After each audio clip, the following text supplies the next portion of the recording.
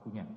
Atau jika mendasarkan pada pasal 26A Undang-Undang Nomor 31 Tahun 1999 tentang pemberantasan tindak pidana korupsi sebagaimana telah diubah dengan Undang-Undang 20 Tahun 2001, cukup membuktikan bahwa penyidik memiliki alat bukti lain berupa informasi yang diucapkan, dikirim, diterima atau disimpan secara elektronik dengan air optik atau serupa dengan itu, dokumen, yakni setiap rekaman data atau informasi yang dapat dibaca atau didengar yang dapat dikeluarkan dengan atau tanpa bantuan suatu sarana, baik yang tertuang di atas kertas fisik apapun selain kertas maupun yang terekam secara elektronik yang berupa tulisan, suara, gambar, peta, rancangan foto, huruf, tanda angka atau perforasi yang memiliki makna. Menimbang bahwa dari bukti T13 sampai dengan T59 termohon telah melakukan serangkaian tindakan, yakni mengumpulkan bukti berupa keterangan saksi atas nama 1. Fiona Handayani memberikan keterangan di hadapan penyidik pada tanggal 10 Juni 2025, 13 Juni 2025, 10 Juni 2025 dan 13 Juni 2025 di hadapan Joko Sutanto, dan di hadapan penyidik Tabrani dan Randy Ahmad Fauzi tanggal 1 Juli 2025. Saksi pernah menduduki jabatan staf khusus Menteri Kementerian Pendidikan, Budaya, Riset, dan Teknologi RI.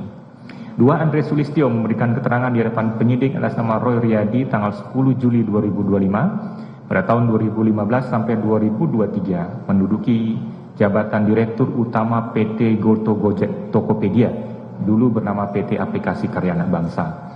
3. Ganis Sumudra Murhanyono memberikan keterangan di hadapan penyidik atas nama Radityo pada tanggal 10 Juni 2025. Saksi merupakan karyawan swasta yakni sebagai Strategic Partner Manajemen Chrome OS Indonesia sejak November 2021. 4. Dr. Poppy Dewi Puspita Wati MA memberikan keterangan di hadapan penyidik atas nama Aprilian Satrio Widiatmono tanggal 16 Juni 2025 di hadapan Dr. Muhammad Deniardi tanggal 2 Juli 2025. Saksi menjabat sebagai Direktur SMP Direktorat Pendidikan Das dan Menengah periode 2019-2020 dan Widya Prada Ahli Utama di Direktorat SMP Kementerian Pendidikan, Kebudayaan dan Riset Teknologi sejak 2020. 5. Dr. H. Kamim MPD memberikan keterangan di hadapan penyidik atas nama Iwan Yuhanti tanggal 3 Juni 2025, saksi sejak 2018 sampai Maret 2020 menduduki jabatan Direktur SD pada Dirjen Pendidikan Dasar dan Menengah Kemendikbud.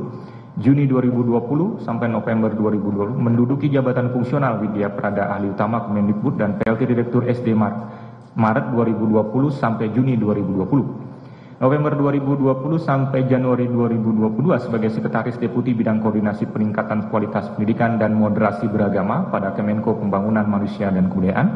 Januari 2022, Oktober 2024 menjabat sebagai Kepala Biro Umum dan SDM pada Kemenko Pembangunan Manusia dan Kebudayaan. 6. M. Samsuri memberikan keterangan di hadapan penyidik atas nama Yoza Pramadanta pada tanggal 23 Juni 2025. Sejak 2018 sampai 2020 menjabat sebagai Sekretaris Lembaga LL Dikti Wilayah 3 Jakarta 2020-2021 sebagai Kepala Biro Perencanaan Kemdikbudristek 2022 sampai 2025 sebagai Kepala LL Dikti Wilayah 4 Kemendikbudristek. 7. Cepi Lukman Rusdiana memberikan keterangan di hadapan penyidik atas nama Cornelis G. PH SHMH tanggal 13 Juni 2025, saksi tahun 2028 sampai Maret 2020 menjabat sebagai Kasih Sarana dan Prasarana Subsidi Direktorat Pembinaan SMP, Maret 2020 sebagai pejabat fungsional.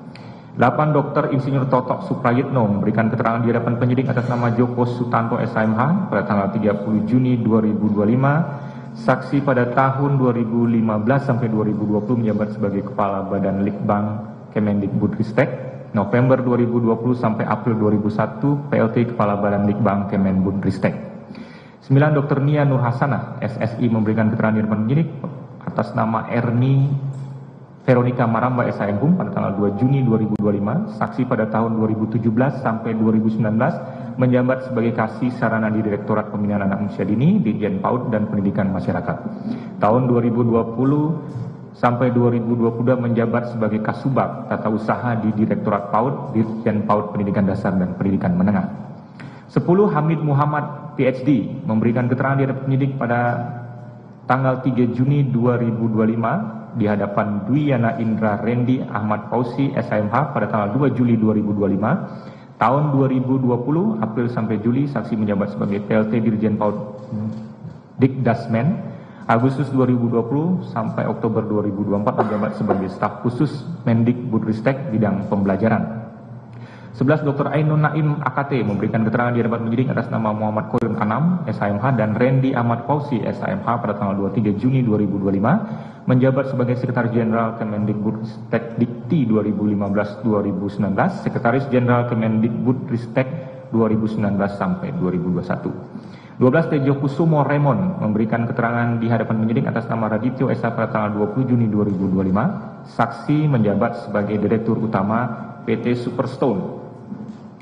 13. Sutanto memberikan keterangan di hadapan penyidik atas nama Benediktus Haryo Gona Perdana Esa pada tanggal 3 Juni 2018 sampai 2023 menjabat sebagai Sesdirjen Dikdasmen tahun 2020 berubah nomenklatur menjadi Sesdirjen PAUD Dikdasmen. 14. Soleun Kodir memberikan keterangan di hadapan penyidik atas nama Erni Veronica Maramba dan Radityo pada tanggal 2 Juni 2025. Saksi adalah guru pada Dinas Pendidikan Provinsi Jawa Barat. 15. Idi Sumardi memberikan keterangan di hadapan penyidik atas nama Amir Akbar Nurul Kumar SHMH pada tanggal 2 Juni 2025, dosen STIMK Jabar sejak 2008. 16. Deswita Arvinci Sitevi memberikan keterangan di hadapan penyidik atas nama Nopri X Sandi SHMH pada tanggal 7 Juli 2025, saksi menjabat sebagai Sekretaris Kemendikbudristek tahun 2019 sampai 2024. 17. Subiantoro memberikan keterangan di hadapan penyidik atas nama Amir Akbar Nurul Komar SHMH pada tanggal 4 Juni 2025, saksi menjabat sebagai Inspektur 2 Bidang Dikdasmen 2020 sampai 2021, Sekretaris Itjen Kemendikbud 2021 sampai 2023. 18. Nadim Anwar Makarim memberikan keterangan di hadapan penyidik atas nama Roy Riyadi SHMH, Cornelis GP Heidemana SHMH, Joko Sutanto SHMH pada tanggal 23 Juni 2025, 15 Juli 2025, dan 4 September 2025. Saksi menjabat sebagai Mendikbudristek periode 2019-2024. Menimbang bahwa semua saksi-saksi tersebut di atas dimintai keterangan oleh penyidik sebelum termohon menetapkan pemohon sebagai tersangka, dan keterangan yang diminta adalah terkait dengan adanya dugaan tindak pidana korupsi pada Kementerian Pendidikan Budaya Riset dan Teknologi RI dalam program digitalisasi pendidikan tahun 2019 sampai dengan tahun 2022. Dengan memperhatikan secara formal jabatan yang pernah diduduki pada kurun waktu tertentu atau latar belakang saksi, maka semua saksi memiliki kemampuan untuk menerangkan apa yang ia lihat, dengar, dan ketahui sendiri tentang dugaan tindak pidana tersebut. Menimbang bahwa pemohon juga diperiksa sebagai saksi pada tanggal 4 September 2025 pukul 9 WIB sebelum dikeluarkannya surat penetapan dirinya sebagai tersangka. 2. Keterangan ahli yakni ahli keuangan negara atas nama Siswo Sujanto DEA yang pemeriksaan dilakukan tanggal 3 Juli 2025 di hadapan penyidik atas nama Erni Veronica Maramba SHMHum, Teguh Aprianto SHMH, dan Radityo Esa. Ahli Hukum Administrasi Negara atas nama Dr. Bambang Redi SHMH MSI yang pemeriksaan dilakukan tanggal 4 Juli 2025 di hadapan penyidik atas nama Erni Veronica Maramba SHMHum, Cornelis Gate FH SHMH, dan Teguh Aprianto SHMH. Ahli Hukum Pidana atas nama Prof. Dr. Suparji SHMH yang pemeriksaannya dilakukan pada tanggal 11 Juli 2025 di hadapan penyidik atas nama Erni Veronica Maramba SHMHum, Teguh Aprianto SHMH, dan Radityo SHMH. Ahli pengadaan barang dan jasa, barang atau jasa pemerintah termasuk BUMN atau BUMD atas nama Setia Budi Arijanta SKKN yang pemeriksaannya dilakukan tanggal 2 Juli 2025 di hadapan penyidik Erni Veronica Maramba, Teguh Aprianto, dan Joko Sutanto. Ahli audit keinvestigasian termasuk audit penghitungan kerugian keuangan negara atas nama Dedi Nurmawan Susilo STRAK FRMP yang pemeriksaan dilakukan 14 Agustus 2025 di hadapan penyidik atas nama Roy Riyadi dan Nopri S. Sandi. Menimbang bahwa semua ahli tersebut di atas dimintai keterangan sebelum pemohon ditetapkan sebagai tersangka dan ahli-ahli yang dimintai keterangannya tersebut memiliki kapasitas atau kemampuan berdasarkan keahliannya masing-masing untuk memberikan pendapat berdasarkan pengetahuannya terkait dugaan tindak pidana korupsi pada Kementerian Pendidikan, Budaya, Riset dan Teknologi RI dalam program digitalisasi pendidikan tahun 2019 sampai dengan tahun 2022. 3. Surat berupa risalah hasil ekspos atas dugaan tindak pidana korupsi pada Kementerian Pendidikan, Budaya, Riset dan Teknologi RI dalam program digitalisasi pendidikan tahun 2019 sampai dengan 2022 tanggal 19 Juni 2025. Kajian teknis bantuan sarana pembelajaran berbasis teknologi informasi dan komunikasi sekolah dasar dan sekolah menengah pertama tahun anggaran 2020 bukti T55. Review hasil kajian teknis analisis kebutuhan peralatan TIK untuk pembelajaran berbasis teknologi informasi dan komunikasi sekolah dasar dan sekolah menengah pertama tahun anggaran 2020. Pengumuman laporan harta kekayaan penyelenggara negara periodik 2022 atas nama Nadiem Anwar Makarim. Dokumen Shareholders Agreement Mei 10, 2021 among PT Aplikasi Karya Anak Bangsa and its shareholders Parti Hereto. Dokumen Deed of Amendment Oktober 19, 2021 among PT Aplikasi Karya Anak Bangsa and the persons set forth in Schedule and Parti Hereto bukti T59. Menimbang bahwa termohon telah memiliki bukti surat tersebut di atas dan ada kaitannya dengan dugaan tindak pidana korupsi pada Kementerian Pendidikan, Budaya, Riset dan Teknologi RI dalam program digitalisasi pendidikan tahun 2019 sampai dengan 2022. Petunjuk memang bahwa dalam jawabannya termohon menerangkan telah memiliki alat bukti petunjuk berdasarkan ketentuan pasal 184 Junto 188 KUHP, Junto pasal 26A Undang-Undang Nomor 31 Tahun 1999 tentang pemberantasan tindak pidana korupsi sebagaimana diubah dengan Undang-Undang Nomor 20 Tahun 2001. Menimbang bahwa bukti petunjuk yang dimiliki termohon adalah bukti elektronik, bukti T61, bukti T64 dan bukti T67 sebagaimana diajukan di persidangan yang terkait dengan dugaan tindak pidana korupsi pada Kementerian Pendidikan, Budaya, Riset dan Teknologi RI dalam program digitalisasi pendidikan tahun 2019 sampai dengan 2022. Menimbang bahwa sebagai bentuk penegasan, sekalipun hakim pra-peradilan menyatakan bukti-bukti yang dimiliki oleh termohon memiliki kaitan dengan tindak pidana yang sedang dilakukan penyidikan, namun mengenai kekuatan pembuktian dari masing-masing alat bukti tersebut, hakim pra-peradilan tidak berwenang menilainya. Menimbang bahwa berdasarkan hal-hal yang telah diuraikan di atas, maka secara formal, termohon telah memiliki 4 alat bukti yang sah menurut ketentuan pasal 184 KUHP sebagai dasar untuk menetapkan pemohon sebagai tersangka. Menimbang bahwa demikian pula sebaliknya, bukti-bukti yang dimiliki oleh pemohon sebagaimana diuraikan dalam permohonannya dan diajukan dalam persidangan ini antara lain terkait dengan hasil audit program bantuan peralatan teknologi informasi dan komunikasi atau TIK tahun 2020 dan 2021 sampai 2022 oleh BPKP dan Itjen Kemendikbudristek beserta hasil tindak lanjutnya P32, P33, P34 dan P35 termasuk konfirmasi hasil audit BPKP tahun anggaran 2020, 2021 sampai 2022 P188, P189 dan P190 sekalipun sama-sama memiliki relevansi dengan tindak pidana yang sedang dilakukan penyidikan oleh termohon dalam dugaan tindak pidana korupsi pada Kementerian Pendidikan, Budaya, Riset dan Teknologi RI dalam program digitalisasi pendidikan tahun 2019 sampai tahun 2022, hakim pra-peradilan tidak memiliki kewenangan untuk menilai kualitas kekuatan pembuktiannya karena hal itu terkait materi perkara. Menimbang bahwa berdasarkan pertimbangan yang telah diuraikan di atas, maka tindakan termohon menetapkan pemohon sebagai tersangka adalah sah menurut hukum. 4. Sah atau tidaknya penahanan yang dilakukan oleh termohon terhadap pemohon. Menimbang bahwa syarat yang harus dipenuhi oleh termohon sebelum melakukan penahanan terhadap seorang tersangka diatur dalam pasal 21 KUHP. Menimbang bahwa alasan utama pemohon mendalilkan bahwa penahanan atas diri pemohon adalah tidak sah karena proses penyidikan dan penetapan tersangka atas diri pemohon tidak sah.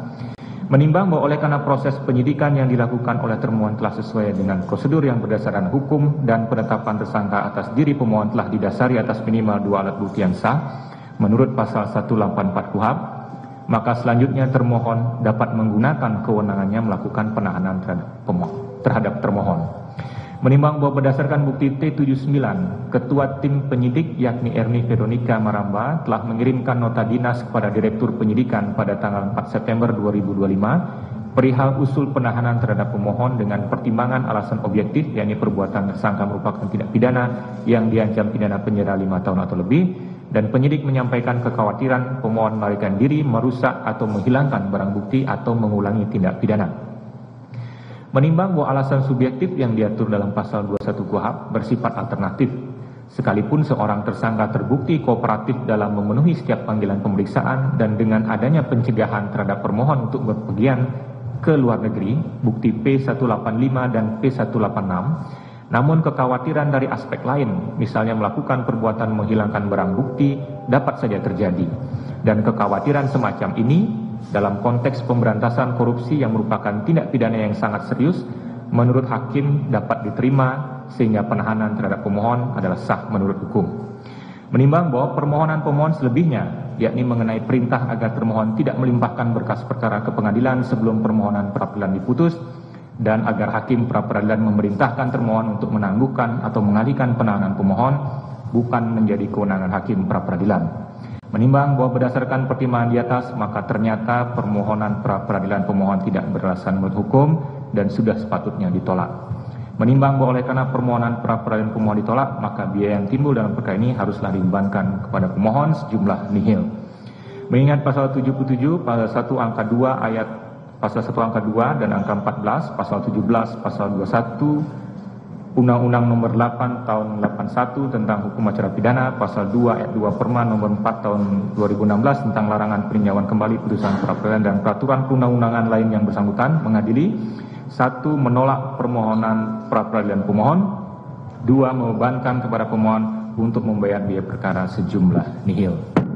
Demikianlah diputuskan pada hari Senin tanggal 13 Oktober 2025 oleh Ketua Terdakwa Esa, Hakim Pra-Peradilan pada Pengadilan Negeri Jakarta Selatan, dan diucapkan dalam sidang terbuka untuk umum pada hari dan tanggal itu juga oleh hakim tersebut dan dibantu oleh Mangaranap Simamora SHMH, panitera pengganti, serta dihadiri oleh kuasa pemohon dan kuasa termohon. Demikian putusan yang telah kami bacakan kepada kuasa pemohon dan termohon. Dengan selesainya pembacaan putusan ini, sidang pra-peradilan kami nyatakan selesai, dan saya mengucapkan terima kasih kepada para pemohon, kuasa pemohon dan kuasa termohon, serta hadirin sekalian yang sudah mengikuti persidangan ini dari awal sampai akhir dengan tertib, sehingga persidangan berjalan dengan lancar. Sidang saya nyatakan selesai dan ditutup.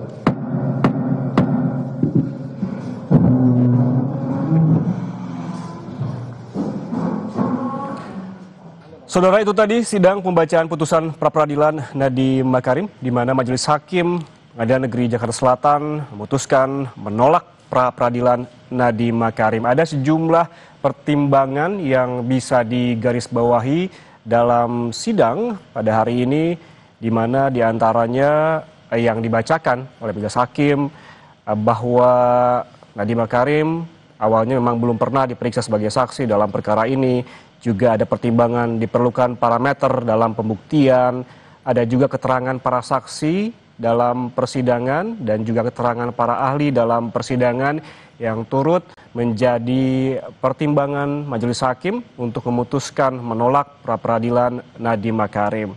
Di mana yang juga dibacakan terkait dengan pertimbangan atas putusan pra-peradilan, diantaranya terkait dengan bukti elektronik yang dihadirkan dalam persidangan, dan ada juga konfirmasi terkait dengan hasil audit pengadaan laptop Chromebook dalam kasus ini.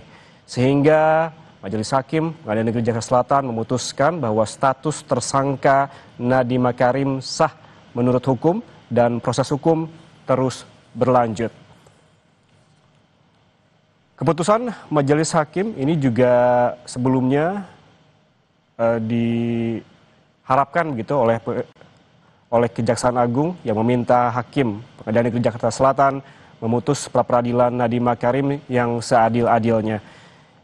Di mana Kejaksaan Agung sebelumnya meminta Hakim PN Jaksel memutuskan pra-peradilan mantan Menteri Pendidikan, Kebudayaan, Riset, dan juga Teknologi Nadiem Makarim dengan seadil-adilnya pada sidang hari ini. Sejauh ini sebelumnya saudara bahwa sidang pra-peradilan Nadiem Makarim berjalan dengan baik dari pihak Nadiem maupun Jaksa Kejaksaan Agung sudah selalu hadir dengan kesiapan penuh, di mana sebelumnya memang yang dimohon oleh Nadiem meminta hakim mencabut statusnya sebagai tersangka, namun ini akhirnya oleh Majelis Hakim Pengadilan Negeri Jakarta Selatan ditolak begitu permohonannya di pra-peradilan.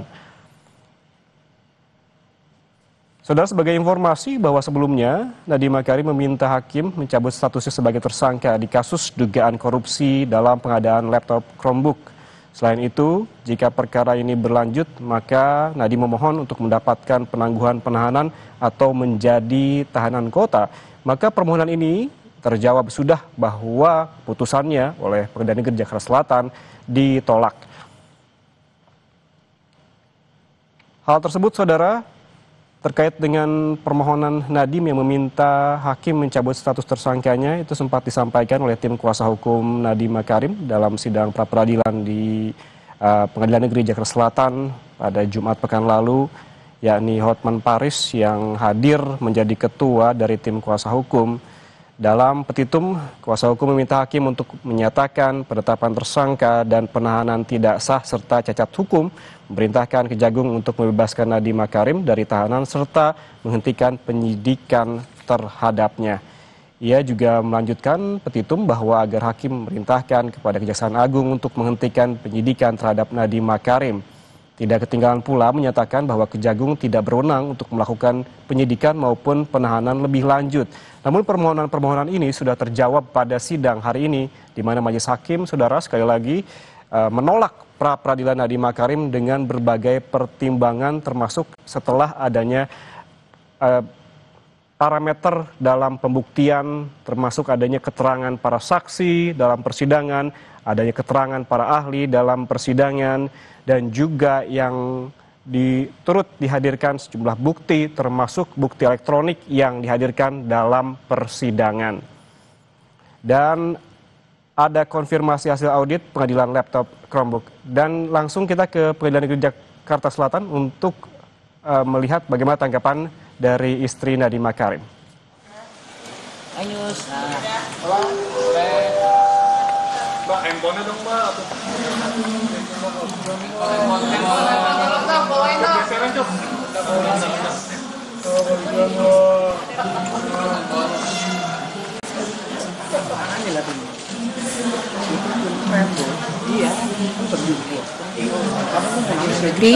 Tentunya saya, keluarga Mas Nadiem dan tim hukum hanya akan selalu melakukan dan mencari jalan melalui koridor hukum yang sudah diatur oleh undang-undang. Terima kasih sekali lagi untuk seluruh doa dari teman-teman semuanya, dari keluarga kerabat kami, sehingga Mas Nadiem juga sampai di hari ini masih bisa berdiri bersama-sama biarpun terpisah jauh dari kami. Terima kasih sekali lagi, mohon doanya. Selanjutnya apa, Mbak?